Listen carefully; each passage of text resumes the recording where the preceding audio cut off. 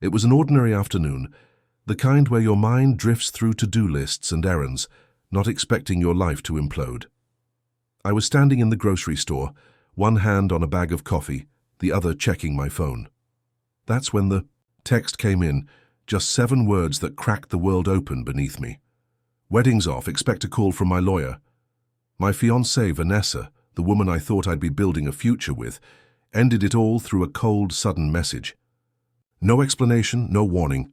My heart pounded, but my body kept moving on autopilot, grabbing what I needed, paying at the register, walking to the car. I sat there in the parking lot, staring at the screen. It didn't feel real, but it was happening. I was about to marry this woman.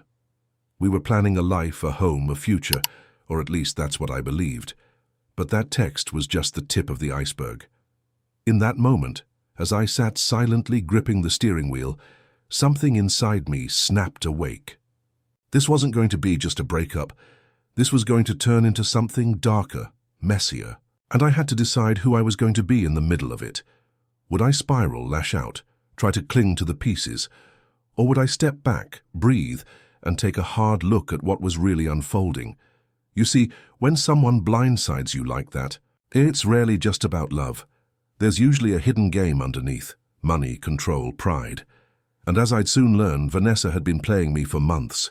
She wasn't just breaking my heart, she was setting a trap. But here's the thing, she didn't know who she was dealing with. I might have been shocked, but I wasn't helpless.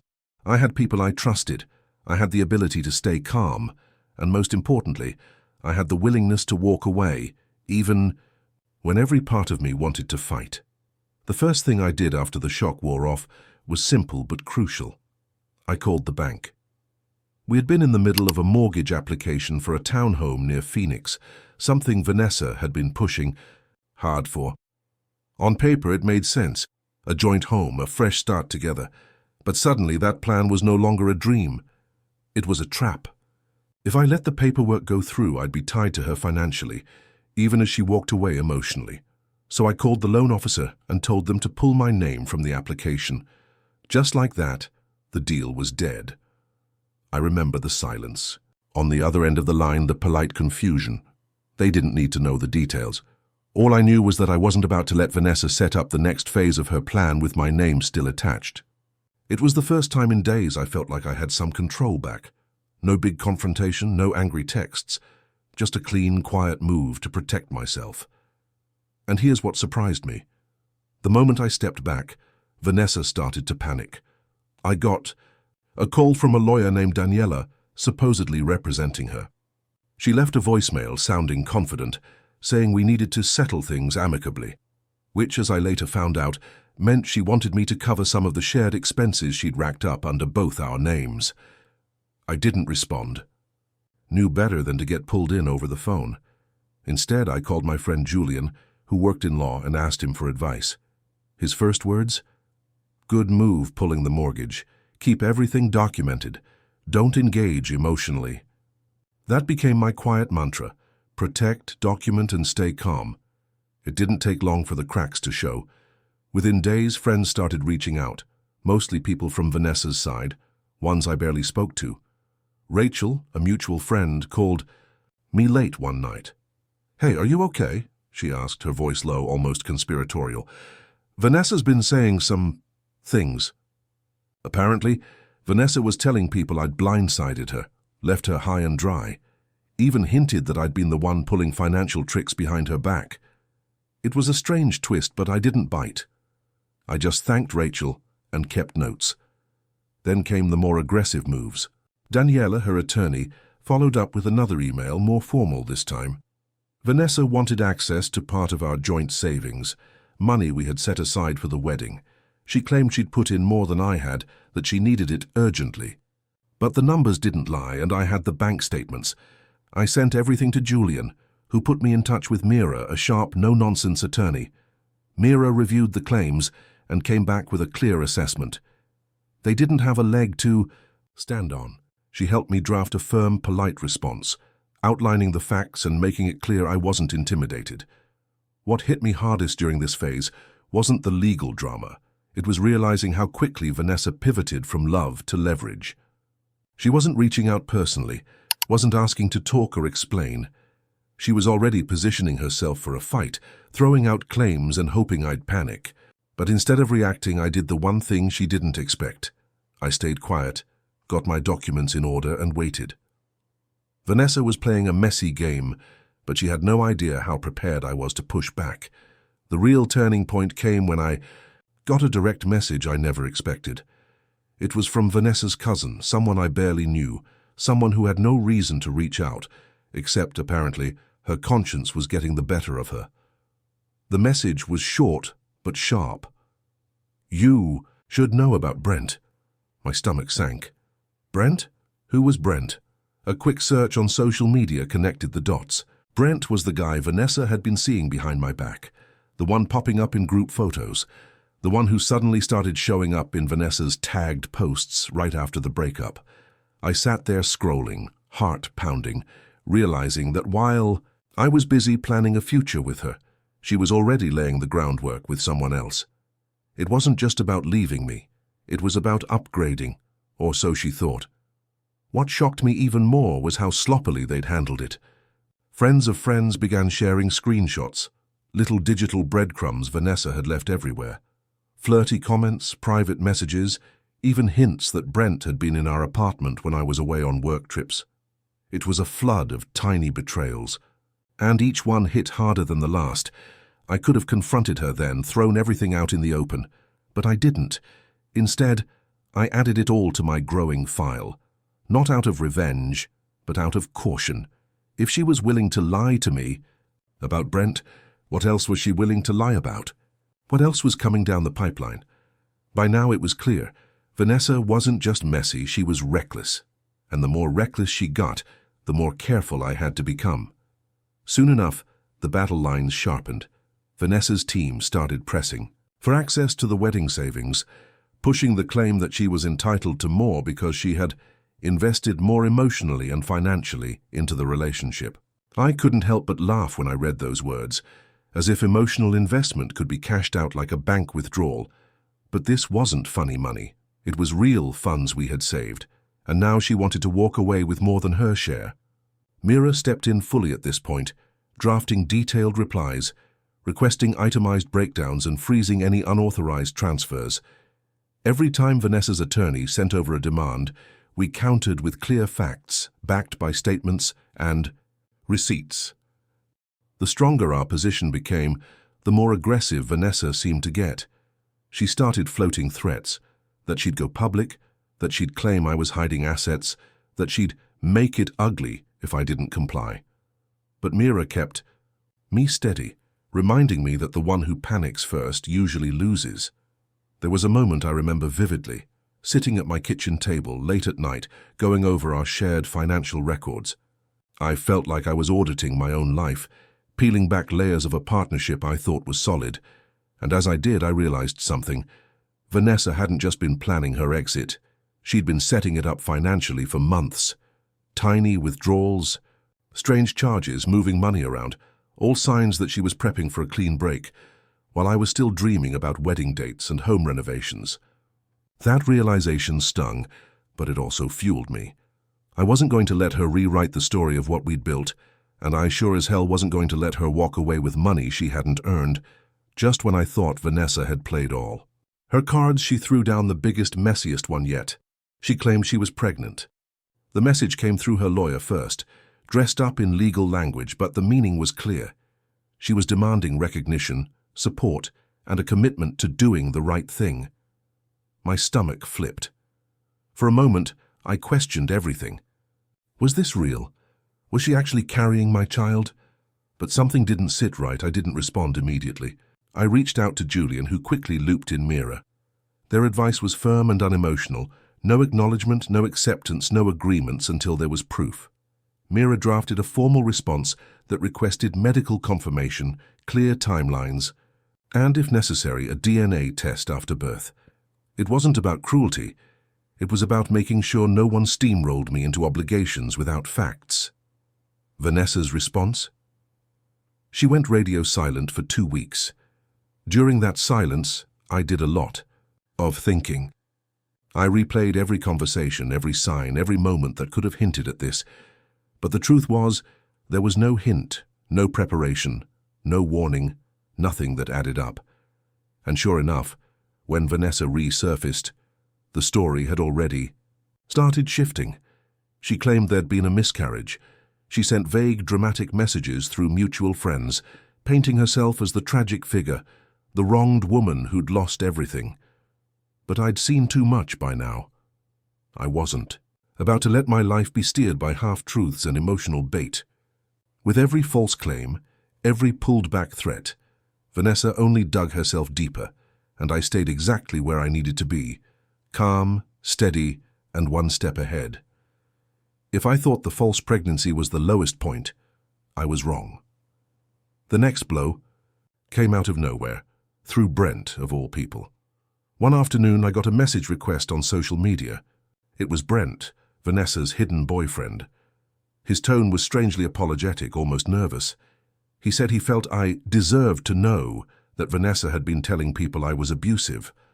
According to him, she'd been spinning stories of how I had controlled her, how I'd shouted at her, how she'd felt unsafe in our home. I sat there reading those words, feeling a mix of fury and disbelief. Abuse? Vanessa and I had our fights, sure, like any couple. But to twist normal disagreements into a narrative of victimhood, that was another level. I thanked Brent for the heads up, not because I trusted him, but because every piece of the puzzle helped me stay prepared.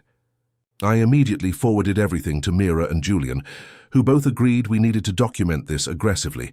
So we gathered messages, photos, call logs, anything that showed the normal, sometimes messy, but never violent relationship we had. Mira prepared a proactive legal defense, just in case Vanessa tried to escalate with formal accusations. We weren't waiting to be blindsided. We were locking everything down before she even had the chance. What hit me hardest wasn't the legal threat. It was realizing just how far Vanessa was willing to go to rewrite the past. She wasn't just walking away from me. She was trying to destroy the version of me that existed in other people's eyes. But the more she exaggerated, the more tangled her web became, and I stayed where I had learned to stay, so patient, quiet, and ready. I thought I had shut down the financial side when I pulled out of the mortgage, but Vanessa had one last scheme up her sleeve. It started with a strange call from the bank. A representative wanted to confirm some updated paperwork I had supposedly signed, authorizing Vanessa to proceed solo on the mortgage deal we'd cancelled weeks ago. My heart started racing. I hadn't signed anything. I hadn't even spoken to the bank since pulling out. I asked them to send copies of the documents. When they arrived, I could barely believe what I was looking at. My signature was there, or at least a version of it. It was shaky, awkward, off just enough that anyone who knew my handwriting would catch it. But to a busy bank officer, it might have passed. Vanessa had forged my approval, trying to push through the mortgage on her own terms, still hoping to secure the property we'd once planned to share. I didn't wait. I forwarded everything to Mira, who immediately flagged it as potential mortgage fraud. That moved the situation from messy personal drama into criminal territory. Mira filed formal notices, informed the bank's legal department, and made sure my name was completely unlinked from the transaction.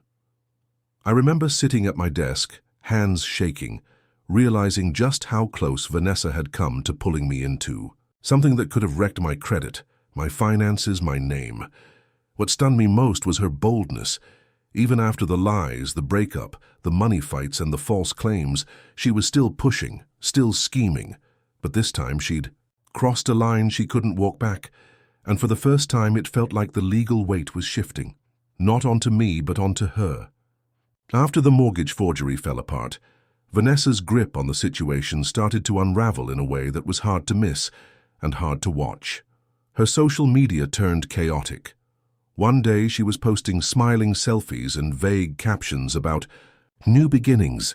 The next she was sharing cryptic posts about betrayal and heartbreak, throwing out just enough clues for people to wonder if I was the villain in her story.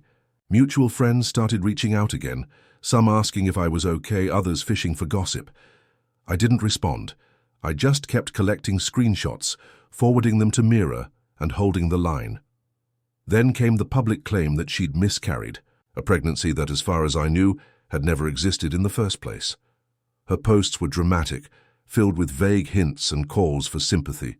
Some people rushed to comfort her, others quietly messaged me, unsure what was true. I stayed. Silent. At this point I understood the pattern. Vanessa was spiraling because her usual strategies, emotional pressure, public sympathy, legal intimidation, weren't working. And the more she flailed, the more obvious it became to everyone around her. Behind the scenes, Mira and Julian kept everything airtight. We documented every false claim, every shifting story, every contradiction. There was no need to strike back publicly or try to correct the record online. We knew that the people who mattered, the ones in legal positions, the ones with decision-making power, already saw the truth. What played out online was just noise, a last-ditch attempt to control the narrative. But Vanessa was running out of moves, and deep down, I think she knew it. The mask was slipping, and the person underneath was more exposed than she'd ever intended to be. The final break came from the one person I least expected, Vanessa's father. He called me one evening, completely out of the blue. I hadn't heard his voice in months, not since the early wedding planning days when he'd toasted us at family dinners, proud of the life his daughter and I were building. But this time his voice was heavy, weighed down by something deeper. "I need to apologize," he said quietly. I didn't say much, I just let him talk. He told me that Vanessa had been lying, about the money, about the pregnancy, about nearly everything. He admitted she'd done similar things before, manipulating stories, twisting facts, and dragging people into her chaos. He said he'd tried to believe her, tried to support her, but even he couldn't keep up with the web she'd spun this time. There was regret in his voice, but also exhaustion. I could tell he was tired of covering for her, tired of watching her self-destruct. I thanked him genuinely, not because his confession fixed anything, the damage had already been done, but because it gave me something I hadn't expected. Closure. I wasn't crazy. I wasn't imagining the betrayal or exaggerating the chaos. Someone on her side saw it too, and finally they were saying it out loud. That call marked the end for me.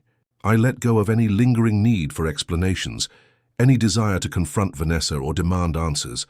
I had what I needed, the truth. And with that, I could walk away, fully, completely, and without looking back. There was no revenge to plot, no final showdown to win. The victory was in my silence, in my ability to step away and leave her tangled in the mess she'd made. I was free. In the months after it all ended, I rebuilt my life piece by piece. I got a new job, one that challenged me in ways my old one never had, where I could focus completely without the constant noise of personal chaos. I moved to a new place, nothing flashy, just something mine, where every piece of furniture, every photo, every quiet evening felt like a declaration of independence. For the first time in a long time, I woke up each morning without a knot in my stomach, without wondering what new fire I'd have to put out. Looking back, what surprises me most isn't Vanessa's behavior, though yes, the depth of her. Deception still stings sometimes. It's how I responded. I used to think strength meant confrontation, standing toe-to-toe and demanding justice. But what this experience taught me is that real strength often looks like restraint. It's the ability to step back, to let the lies collapse under their own weight, to protect your peace even when every part of you wants to fight. I think about the man I was before all this. The guy in the grocery store, frozen in shock, clutching his phone, watching everything he thought he knew fall apart. That version of me couldn't have imagined where I'd end up, how I'd navigate betrayal, legal threats, false claims, and emotional traps. But here I am on the other side, not bitter, not broken, just sharper, more careful, more grounded, in who I am and what I will and won't accept in my life. If you're watching this and you've been through something similar, here's what I want you to know. You don't have to fight every battle. You don't have to clear your name with everyone or chase down every lie. Sometimes the most powerful move you can make is to walk away, with your dignity intact and your future still fully in your hands. And if you found any strength or clarity in this story, I'd love for you to subscribe, like the video, and share it with someone who needs to hear it. Thanks for listening.